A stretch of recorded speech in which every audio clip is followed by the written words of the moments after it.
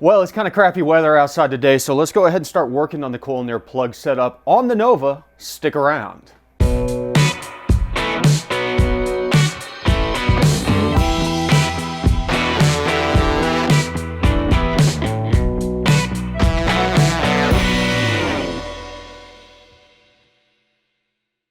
Everybody, welcome back to the garage, and let's start by shouting out ICT Billet for hooking us up as usual. Those guys are awesome. They make some of the best parts out there, brackets, accessories, and they have a great selection of connectors. Today, we are going to be utilizing their coil relocation pack with kind of the standard LS2 style coils. We'll be building harnesses out, and they were nice enough to go ahead and supply us with the plug side of it so we can do our own custom harness. I did get I did a pull off that had the brackets and the existing harnesses and stuff like that. But since we're cleaning this up and trying to make it look nice and tidy, we will mount these things up in our relocation brackets and then build our harnesses using this. Be a nice connector, a Deutsche connector right there that we'll use one of our custom connector kits for that, and get everything nice and just buttoned up, find a place to mount it. But we can at least go ahead and get these mounted in the relocation brackets and then get our sub harness built for this, and then we will have to dive into the primary harness on the AEM Infinity to convert it over to coil near plug, because right now we're running distributed. We've only got one coil output, and that is triggering the MSD box that's going over to a standard coil, etc., etc., etc. We're going to be doing away with all that, and this was the initial idea that we were going to be doing on the big block anyways, but we're waiting on parts, waiting on the cam on the big block still. So let's go ahead and start working on getting this knocked out. Then after that, we will be using an ICT Billet plug kit. It's the custom plugs, wires, plugs, spark plug wires, custom wires, cut to length, comes with all different boots. I'll be honest with you, I've built probably 6 sets of spark plugs in the last 2 years or so, and the ICT Billet one is the easiest one to assemble. All the parts crimp right. I had nothing but issues with one of the Holly kits that I went through about 2 sets trying to build plugs with them, and just they were absolute junk, which is odd because they're made by MSD. But even then with the MSDs, I had a lot more problems. The ICT Billet setup though, man, they work so good. You can use the kind of the standard cheap crimpers that you can get off of Amazon, the actual spark plug wire crimpers on that. All of it goes together really well. So go over, check out ICTbillet.com. They are pretty much your best source for LS swap the world. They have kits, all the brackets that you need, all the mounts, things like that for Fox body swaps, any GM swap, whether it's muscle car, late model, stuff like that. They have it. They don't have it, reach out to them. They may be in development of it because they develop all of this stuff in Kansas, make it all in Kansas. These guys support vets. They're just great people to work with, and I am honored that they're willing to take on people like me and help me out on some of our projects. And we'll be running some of their brackets on the big block also, because we'll do a low mount alternator and one of their power steering pump setups on that. We're going to be running a electric water pump on the big block, so we're going to simplify that, and I've got the pulley in and things like that. On top of it, whenever we go over to coil near plug, we're going to stick with the Holley dual sync, and I've got the Holley EFI aluminum billet cap that goes in place of the distributor cap on there, so we will be taking that apart, replacing that, and basically all that does then is it drives the oil pump off the cam, and then it provides us crank and cam position. I'm not sure what we're going to do on the big block quite yet, because I do have a front mount crank trigger, but now that I've got this up and running with this setup, I probably will just keep using the dual sync solely for cam and crank. Now I could just use it for the cam position and use the crank setup, but whenever you go into the crank setup, stuff like that, a lot of times you have to put spacers in on all your accessories and things like that, because it moves your drive pulley out. I'll look at that, see if we can get that thing mounted without having to push the drive pulley out like the 1/4 of an inch that the thickness is on there. But we're not having any issues. Once we got the issues sorted out on the coil driver side of things, everything's been running great. The car runs great on the 350. And I'm so excited to get this thing swapped in. So we're trying to button up every little small part that we can do. As I said, we're going with the 1261, 1424 coils, like the LS2 style coil.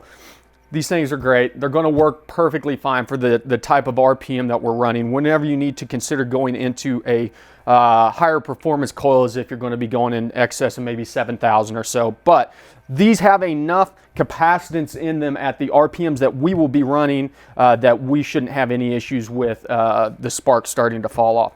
On top of something to keep in mind when you're doing this, you have 4 wires that go to every one of these coils.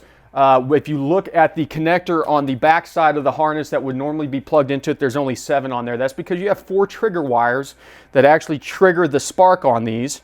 And then you have a power wire, a ground wire from the ECU, and then a ground wire that has to go back to the head to make sure that you have continuity for the spark to trigger properly. So the power ground and head ground can all be bridged together, and we'll do it on this. We'll do kind of the same thing where we'll use an 8 connector plug and only be using 7 wires to make sure we get everything out there. So I'm going to start working on this. I'm not going to bore you to death by making you watch me do this and fast forward with music playing in the background and stuff like that. I'm just going to throw it together, then we'll come back in, take a look at it as I start building the harness and go from there. Okay, so we've got the coil brackets mounted on the fender wells. Only using the top bolts right now because of the shape of the fender wells. I need to build some kind of spacer in there to mount the bottom up, but I mean, they're not going anywhere. They're nice and solid. Got some spare wires that I cut out because I got rid of that stupid relay box that just was a pain in the butt. And what I'll probably end up doing is I'm going to build a little plate off the side of this that sticks out to mount this fuse blocks onto, and then I'll try and keep a little room on there so I can throw an extra relay on. The main thing that I need is just the fuel pump relay. Here's our lead to the fuel pump, and here's our trigger to it. And then this is our accessory power that comes off of our fuse block that is controlled by our main relay. And then this is our this is our auxiliary coil power. And then somewhere back here is going to be our ignition coil. I've got to do some digging. It is maybe in this harness. So that will be our ignition power. I need to find that, get that separated out so I can start building the harness that goes to this and to the other one over there. On top of it, I'm not sure if you can see that. Oh yeah, okay. Top of it, I've pulled the distributor cap off. I put the blank cap on, pulled the lightning whirler, as Derek calls it, out of there, and it's just got a dummy cap. You can see where somebody really did some damage to the firewall to get the HEI in there. That sucks. Whenever the motor's out, I'll probably try and clean that up a little bit. But man, it does clean up a lot of space back there, and I can't wait to get this motor out to clean up all this nasty wiring that's back here. I just don't want to get into it right now because I'm afraid if I start messing with that while this motor's still in, we'll get to the point where something does not work. We know everything runs as is, so we're going to kind of ignore that until we get this motor out of the way, and then we'll start attacking some of the factory wiring, cleaning it up significantly, getting a lot of the factory stuff off the front end and underneath the dash out of there, and going back in with an aftermarket solution. I'm still not sure if I want to spend the money on a power management unit. I do, but they're expensive, but it would be nice to have something programmable. So we'll cross that bridge whenever we get there. But for now, I've got to sort some of this stuff out, finish getting all this mounted up, and get the harnesses built. Okay, so we've got the harnesses tied in on both sides. I ran the one for the driver's side along the front, along with the fan harness there. Haven't ran the plugs yet, but we're to a good point of testing everything because I took that relay box out. I added a relay for the fuel pump. I need to make sure that I've got that wired in properly and that our fan still works. Whenever I went in and did the harnesses, and I'll show you this on the software side, I basically switched it over to coil near plug, which gave me 8 coil outputs. You have to go through the I/O channels and figure out where they're at on there. And I just did kind of a cheat sheet. I chose 8 wires that I wanted for my triggers. I assigned them to coil 1 through 8. And then wrote down the pinout on the ECM. And then on top of it, I had to add a tach signal because we were driving the tachometer off of the MSD box, which of course is now gone. Whenever you're adding the tach signal on the AEMs in particular, there's only a couple low side outputs that can drive a tach. So you might have to dig down through. On the 7 series, it was like, I used the last one, which was like number 9. I think for the most part on all of them, it's one of the last 2 that are available on the I/O channel. And whenever you go in to set up the output underneath the drop down, you'll see a tach out. and that's what you can use. And then you can set the pulses per revolution. I happen to know that my tachometer on this one is looking at 2 pulses per revolution, so I went ahead and set that up in the software. I haven't loaded this thing up yet, but as I said, I did want to check, make sure that the fuel pump kicks on and verify that the fan's going to run before getting any further, because I want to, you know, button up the rest of this harness and kind of get everything back into looking clean. The only things that I have left to do on the ignition besides the spark plug wires is throw a couple ground leads over it to the heads and just, you know, mount those down so we have a good ground from the heads back to the coils. But everything's looking good so far, so hopefully once we check the fuel pump, make sure that everything primes up, then I can get to making the spark plug wires. Okay, we got our plug wires in, and I just can't tell you enough how easy these ICT Billet plug wires come together. The nice thing is the coil side of them are already terminated, because that's can generally be the one that's the pain to get that right. And then it comes with straights, 45s, and 90-degree boots for your plugs, so you can make sure and get what you need, because especially on some of these like small blocks and stuff like that, the plugs are tucked in behind the headers on a couple of them, so it's nice to be able to throw some 90s in there and stuff like that. But all that is done. Now we need to update the tune to be coil nor plug, and then we'll fire it up and see what happens. Let's jump into the tune real quick. Okay, whenever you do something like this and we switch over to coil nor plug, you'll know pretty quick whether or not you got everything wired up correctly, because if you don't, the thing's going to be firing at the wrong time or just not firing, getting misfire. So we're just going to send it, see what happens. Actually, you should be able to just...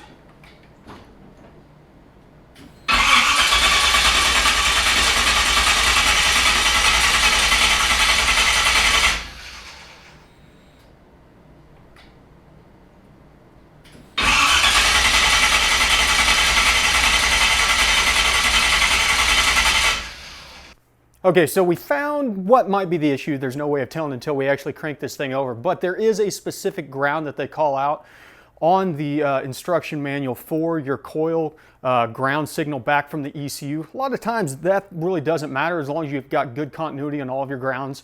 That signal will work out. But since the instruction manual calls for a specific one, we went ahead and tied that in. The nice thing is we haven't bundled up that main harness yet, so it was easy to get in there. And actually I had to add a pin. There wasn't even a pin on that, what they would call the coil ground, I guess, or the coil signal ground.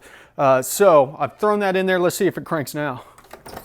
Probably don't have my keys on me now. Nope, there they are.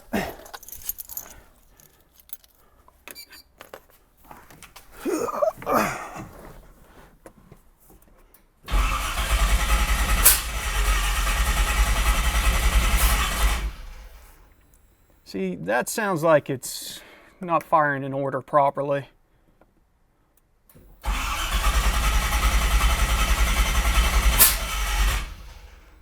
That's very interesting. Okay, let's keep digging. Okay, so what we ended up, it's the next day, by the way. I just called it a night because I figured out what the problem is. And the problem, it started to fire out of order. Not necessarily firing out of firing order. The firing order still is correct. What's happening is the cam signal is off. And normally that's not an issue. You run a dual sync like this, you throw the thing in, you've got a rotor and a cap, and you align the rotor to the cap for cylinder 1, and then you just wire your firing order in. But since we're using the cam trigger to determine where we're at in the firing order, we need to phase that thing so that whenever the cam trigger drops from high to low, which is a falling edge trigger, drops high to low, it says, okay, now start the firing order on cylinder 1. That generally is phased off of where your actual crank trigger is going to be at. You don't necessarily want both of them dropping low at the same time. You want it to be a couple degrees off. Well, can't really find any information, but I'll be honest with you, my laptop's dead right now, of how many degrees off that is. I can tell you right now, though, it looks like we're at least 180 out, because I've taken the lid off of the distributor, or the dual sync basically, to look at the LEDs, and you see the crank trigger lights drop off for each time that it should technically see the crank be, you know, near top dead center for your firing. Actually, it's 50 degrees before top dead center on this setup. And then you see the cam light come on, and it stays on for about 180 degrees, then falls off. Well, that whenever it falls off, that should be the start of it. And then the next trigger from the crank after that should be the one that fires cylinder 1.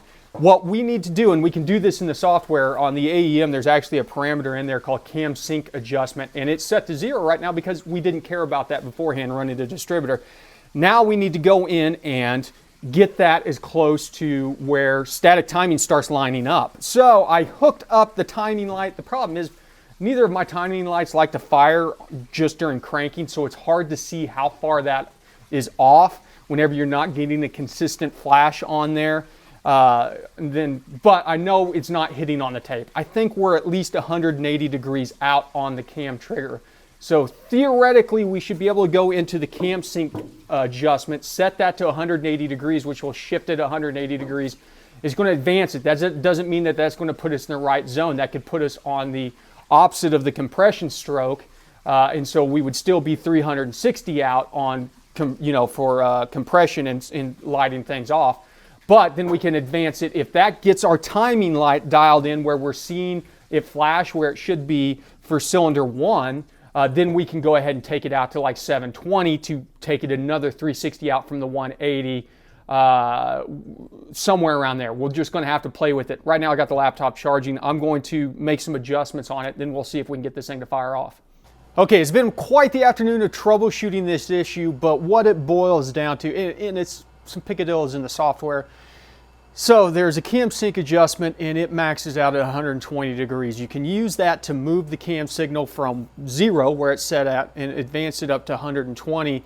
So the idea behind that initially is to keep it at 0 and then try and get everything else sorted out. I'm going to kind of wrap this video up because I want to do a video dedicated on exactly what all the steps that I had to go through. Effectively, I had to pull the spark plugs out to get the timing light to work during cranking, to get the RPMs up high enough to see where it's actually triggering at, to see that it was way out. And I ended up rotating the firing order back 1. So instead of starting on cylinder 1, we're starting on cylinder 2. Now, that didn't work. In fact, I went through all the firing orders trying to get this. I got some nice exhaust pops and backfires, and it sounded like I blew something up a couple times. But finally, and the idea kind of behind it is I went through and looked at where the falling trigger was on the cam signal, and it is right before the number 2 trigger for the crank fires off or falls. Basically, you go from 10 volts down to 0, and that triggers and says, hey, light the ignition because you're on this specific cylinder.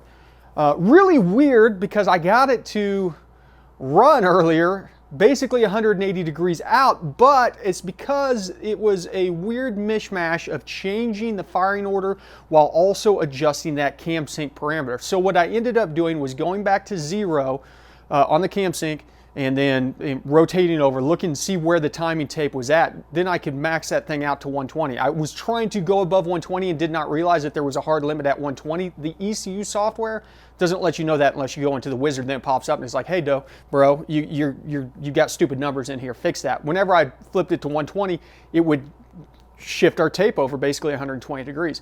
So then I started looking at it with the normal firing order, whether or not I could get that to line up by using the cam sync and then the trigger offset, which is how you set basically where the crank trigger is in relation to your actual crank signal. And so I would literally, with zeroing out both, it wasn't getting there. And then so what I ended up having to do was rotate it back and start the firing order on cylinder number 2. And then I had to max out the cam signal at 120 degrees, and it got me in the ballpark. There I was able to bump it up to about 54 degrees or so trigger offset, and that landed me at 0 top dead center on number 1 firing at the right time. Well, unfortunately in the process, not only did I foul the plugs, I killed a battery charger, had to go get another one of those. I don't have any extra plugs on me. I'm done for the night. So I will get the new plugs in. We'll fire this thing up, verify timing, things like that, and go from there. But I'm going to do that in another video where I dive into the software and show you exactly what I'm talking about. This video's already ran pretty long, so I just want to wrap it up. But I appreciate it if you've made it to this point in time, and then hopefully the next video will help out anybody that's dealing with one of these Holley dual sync distributors. And Holley, once again, just put the information out there. Let us know where the cam fall signal is. Tell us it's this point at the rotor, it's at this many degrees. Give us something that we can work with, in radians to kind of help us out. But that's neither here nor there. They're not going to do it. They don't have enough people over there that are smart enough to do that stuff apparently. So yep, that's it for now. Thank you for stopping by the garage. You guys know the drill. ABT, always be tuning.